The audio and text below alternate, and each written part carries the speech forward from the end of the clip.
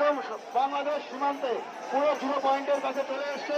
সকলের কাছে অনুরোধ, সবাই শান্তি শৃঙ্খলা বজায় রাখার চেষ্টা করবেন, ঘোরাফেরা করবেন না। সকলের কাছে আমরা বারবার। ভারতের ত্রিপুরা রাজ্যে বাংলাদেশ মিশনে হামলার ঘটনায় এখন পর্যন্ত 7 জনকে আটক করা হয়েছে। এছাড়া এ ঘটনার কারণে ত্রিপুরা সরকার মঙ্গলবার 3 পুলিশ কর্মকর্তাকে সাময়িকভাবে বরখাস্ত করেছে ও এক জ্যেষ্ঠ কর্মকর্তাকে প্রত্যাহার করেছে। ভারতীয় সংবাদ মাধ্যম এনডিটিভির প্রতিবেদন থেকে এসব তথ্য জানা গেছে। এদিকে ভারতের নাগাল্যান্ড রাজ্যের ইংরেজি সংবাদ মাধ্যম মুরং এক্সপ্রেসের প্রতিবেদনে বলা হয়েছে, ত্রিপুরা সরকার 3 পুলিশ কর্মকর্তাকে বরখাস্ত করার পাশাপাশি একজন সহকারী কমান্ড্যান্ট পদমর্যাদার কর্মকর্তাকে প্রত্যাহার করেছে।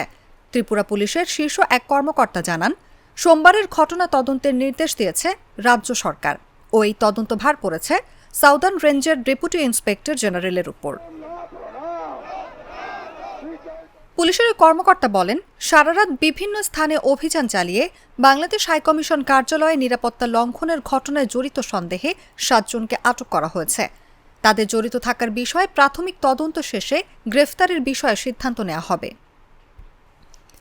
বাংলাদেশে রাষ্ট্রদ্রোহিতার মামলায় সাবেক ইসকন নেতা চিন্ময় কৃষ্ণ দাসের গ্রেফতারের প্রতিবাদে আয়োজিত এক বিক্ষোভ মিছিল থেকে প্রায় 50 জন ব্যক্তি বাংলাদেশ সহকারী হাইকমিশনের ভেতরে প্রবেশ করে হামলা চালায় ও ভাঙচুর করেন।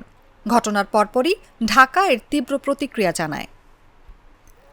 ভারতের পররাষ্ট্র মন্ত্রণালয় অবশ্য প্রতিক্রিয়া জানিয়ে বলেছে, এই ঘটনা গভীরভাবে দুঃখজনক। কূটনৈতিক এবং কনসুলার সম্পত্তি কোনোভাবেই লক্ষ্যবস্তু হওয়া উচিত নয়। ভারত সরকার বাংলাদেশ হাই কমিশনের জন্য নিরাপত্তা ব্যবস্থা আরও শক্তিশালী করার পদক্ষেপ নিচ্ছে।